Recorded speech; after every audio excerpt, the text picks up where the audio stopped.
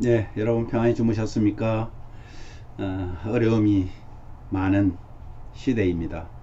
그렇지만은 오늘 하루도 하나님의 보호하심이 저와 여러분에게 함께 하실 것이고, 여러분의 기도하는 것이 오늘 이 아침에도 응답받는 그런 시간이 되기를 간절히 바랍니다. 오늘 하루도 주 안에서 행복한 하루 되시기를 소원합니다.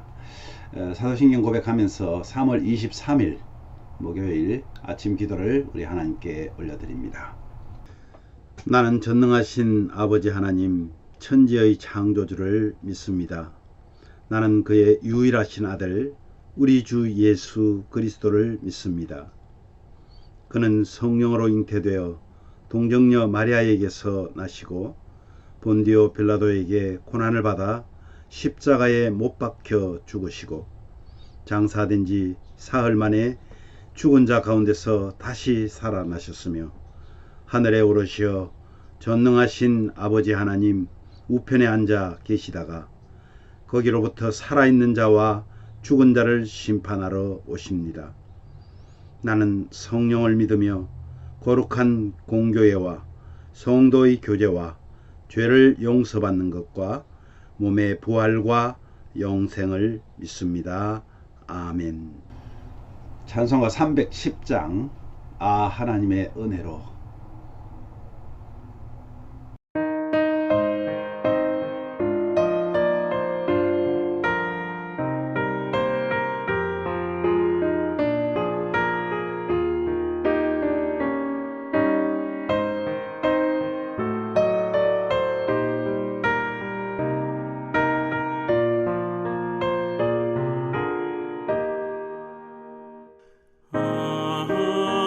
하나님의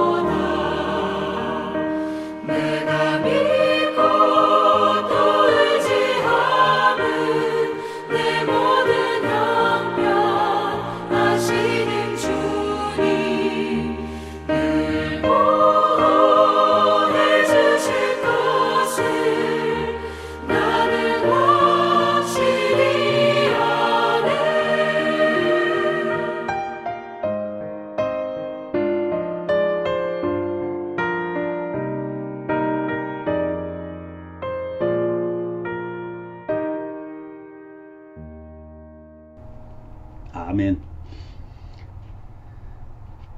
오늘 말씀은 사무엘상 26장 1절에서 12절 말씀입니다. 그 중에서 12절 말씀을 우리 함께 봉독하도록 합니다. 다윗이 사울의 머리 곁에서 창과 물병을 가지고 떠나가되 아무도 보거나 눈치채지 못하고 깨어있는 사람도 없으니 이는 여호와께서 그들을 깊이 잠들게 하셨으므로 그들이 다 잠들어 있었기 때문이었더라. 오늘 이 말씀으로 원수의 생명을 하나님께 맡기는 신앙이라는 제목으로 말씀을 묵상하려고 합니다. 24장에서 보면은 원수를 선대했잖아요.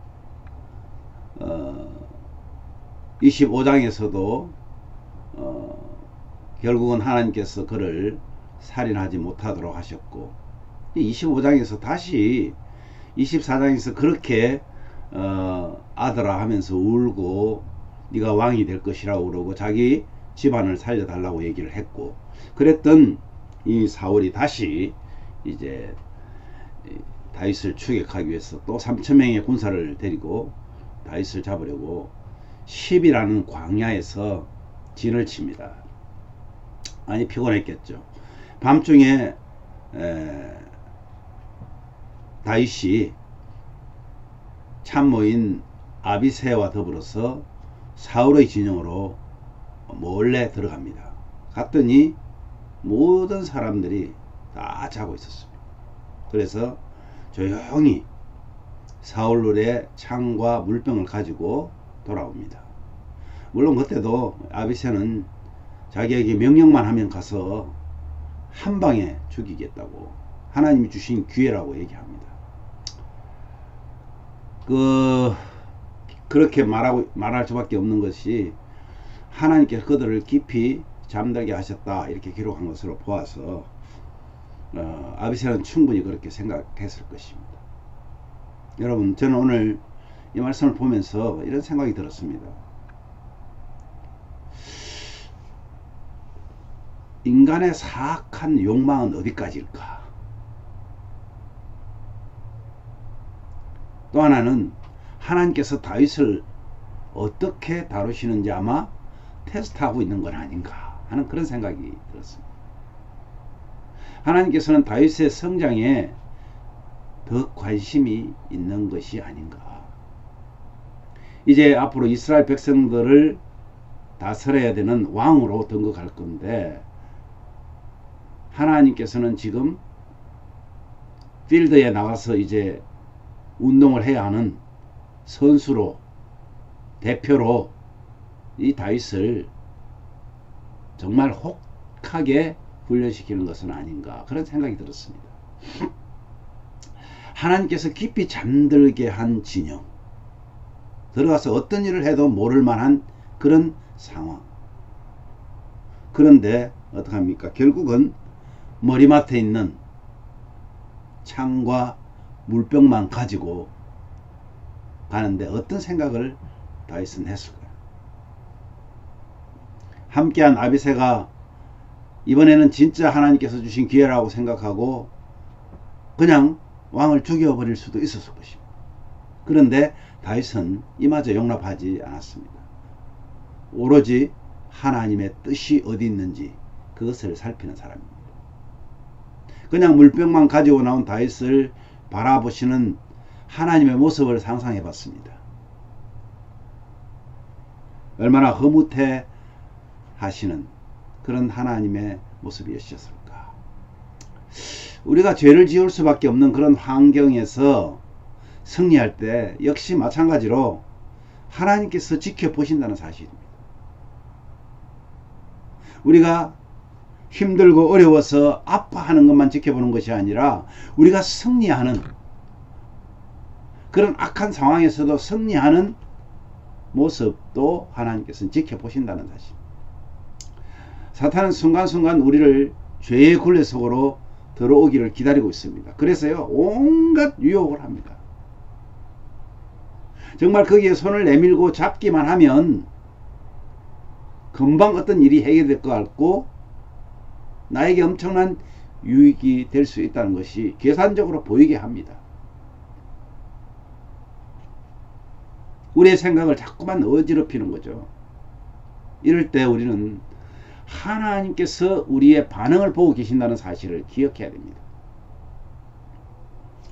오늘 9절에서 10절 말씀을 쭉 보면요, 자신의 이익을 따르지 않고 하나님의 말씀을 따르는 것이 바른 신앙임을 보여주고 있습니다. 심지어 부하들에게 사울에게 손을 대는 자는 죄인이라고 말을 합니다.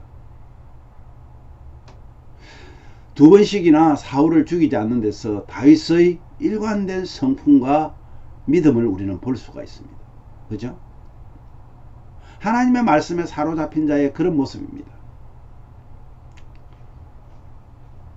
사랑하는 가족 여러분, 하나님의 말씀을 듣고 순종하는 것이 성도의 삶에서 일관되게 드러나는 우리의 믿음이 되기를 기도해 봅니다.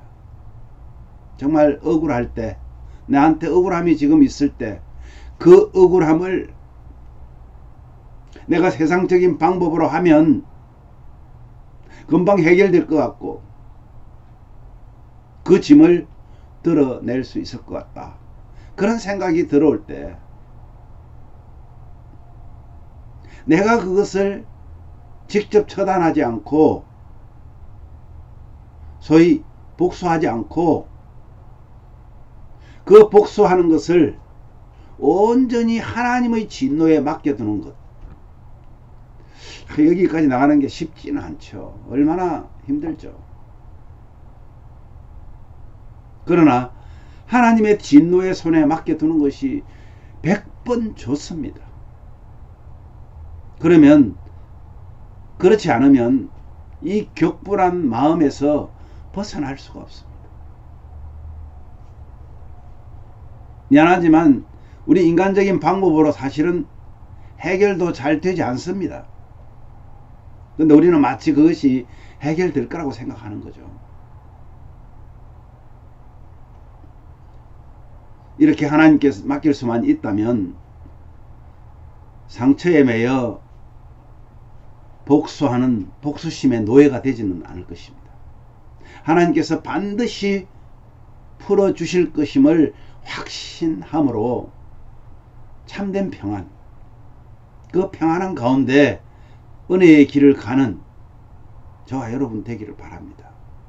이제 앞으로 정말 사람들이 말세라고 하는 이때에 말세가 되면은요, 우리의 힘으로 되지 않는, 우리의 생각으로 되지 않는 일들이 더 많아질 수 있습니다. 그럴 때 우리는 어떻게 하시겠습니까?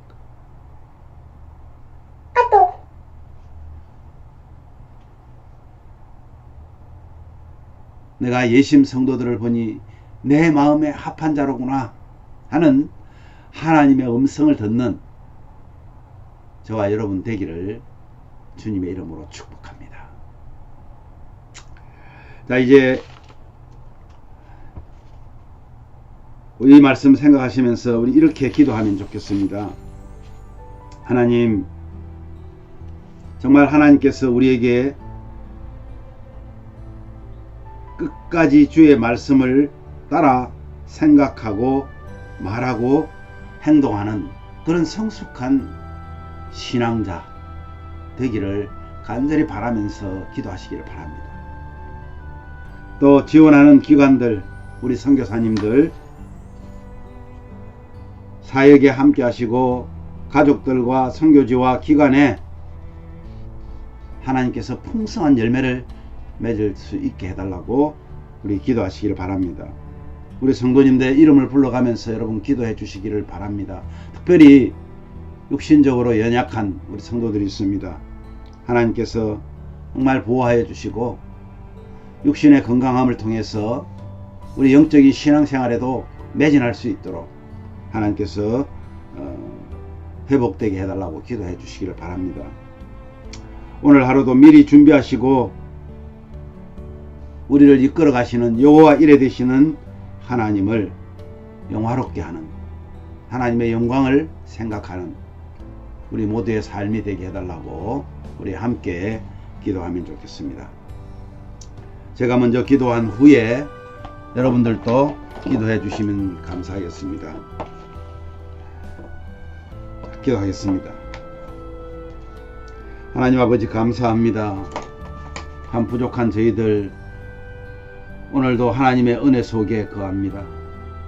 우리가 할 수 있는 것이 없기에 하나님께서 우리를 감당하게 하시면 우리도 부족하지만 그 일들을 감당할 수 있습니다. 성령 하나님, 끝까지 주의 말씀을 따라